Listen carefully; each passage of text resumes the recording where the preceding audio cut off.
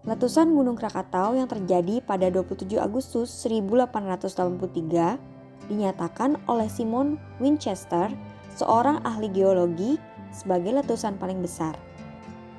Nama Gunung Krakatau belum lama ini sedang dibicarakan, kids, karena anak dari Gunung Krakatau mengalami erupsi.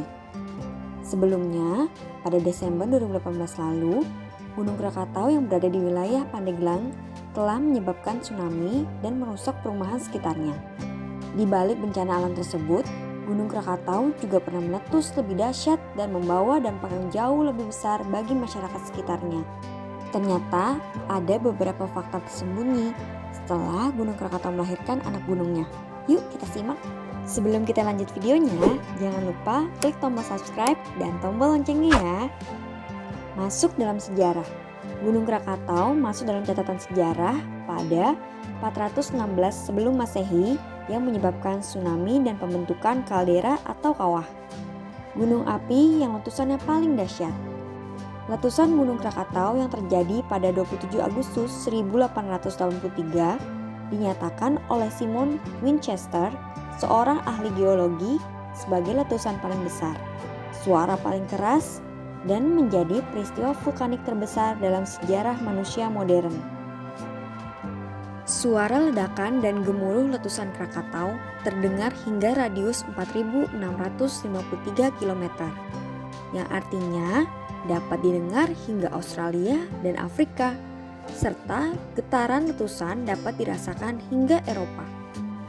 Wah, sangat dahsyat sekali ya, bahkan sampai terdengar dan dirasakan oleh bagian negara lain loh. Gelap gulita.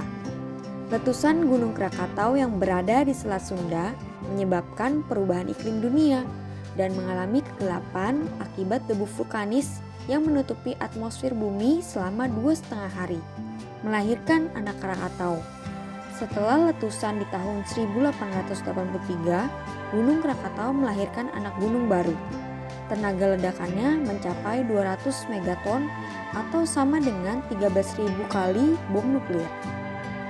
Anak Krakatau setiap tahunnya akan semakin tinggi sekitar 6 meter atau sama dengan 20 kaki dan lebarnya 2 meter atau sama dengan 40 kaki. Pertumbuhan anak Krakatau lebih banyak mengarah ke arah tenggara. Anak Krakatau masih aktif. Anak Gunung Krakatau meletus pada 20 Juni 2016 hingga 22 Desember 2018 dan hingga sekarang masih aktif.